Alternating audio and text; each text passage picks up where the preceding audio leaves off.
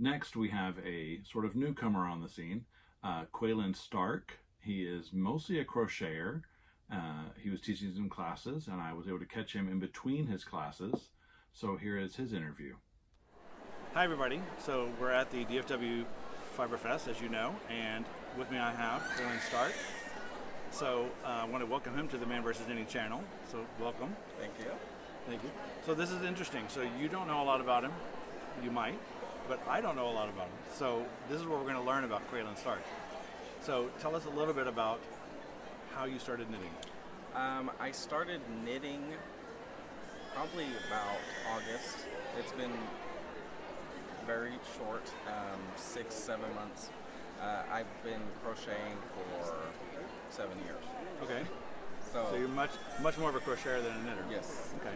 But I'm starting to do a lot more knitting stuff, getting into the design process for garments and that kind of stuff. Yeah. Oh, awesome. Yeah, because we need more about. In fact, that's what my channel is about: is trying to get more guys into the industry. Mm-hmm. And pattern support is a huge deal. Very big. Yeah. Yes, we're not. My normal studio has a bookshelf behind us, and I have a section of books on one shelf. Those are the only ones designed for men or by men. Mm-hmm. Every other shelf is women. There's a very small, so that's what, and you know that. So there's a very small segment of what I try to do is expand that. Yes. Yeah. And so he's one of the ones that are doing that. Yes. I'm working on a lot more men's designs for sweaters and that kind of stuff. Yeah. Oh my God, that's music to my ears. It is. And I know that a lot of guys out there are going to be saying the same thing. Mm-hmm. Yeah, because there's nothing that I could have. It's also why I started to design. There was nothing that I found on like Ravelry, especially with the crochet sweaters. There's like 3 crochet sweaters for men, and they're all ugly. And if you don't believe us, go try to find it, because he's not lying. Yeah. So I needed to fill that gap somehow. Awesome. Well, I'm glad that you did. And see, we need more people stepping up like that. To step up and say, hey, what about me? I can do this. There's a master knitting program that there's, not a lot of guys on that list. And so I've been going through the program to try to get on that list, just because there's got to be more people doing that. Mm-hmm. And knitting to me is a good hobby. Yes. Yeah, but crochet is too. Yeah. It's a fiber thing, but I do concentrate mostly on knitting. So like there's a section of it called Knitting Clinic, where I teach people how to knit. And so I'm going to teach it from the very beginning all the way to the end, just in a particular way. And so it's kind of a fun, exciting thing.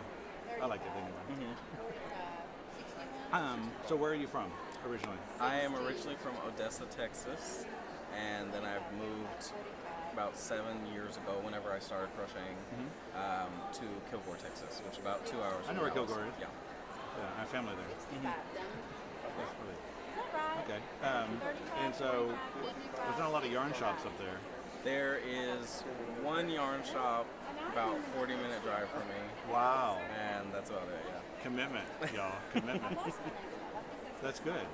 Yeah, because I mean, wherever you are, there's going to be a yarn shop nearby, somewhere, somehow. And if you want to know where it is, that's what the section that we're going to have for website is going to be about, is how to find that yarn shop. So, tell me a little bit more about you. What's some of the passions that you have besides knitting? Anything fiber related at all. I do drop spinning, weaving, beadwork, sewing, hand sewing and machine sewing, dyeing. Since I was really little, that's always been what I went to. Okay.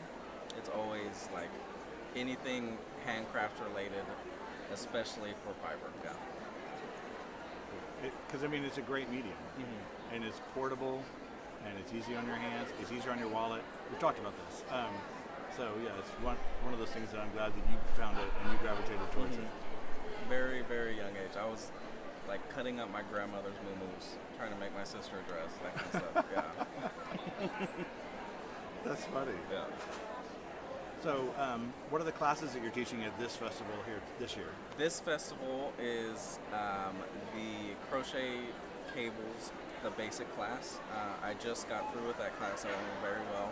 And the next class that I have is designing crochet cables. Next year, hopefully there's a lot more classes, but this was my first dip at DFW, and I've loved it so far.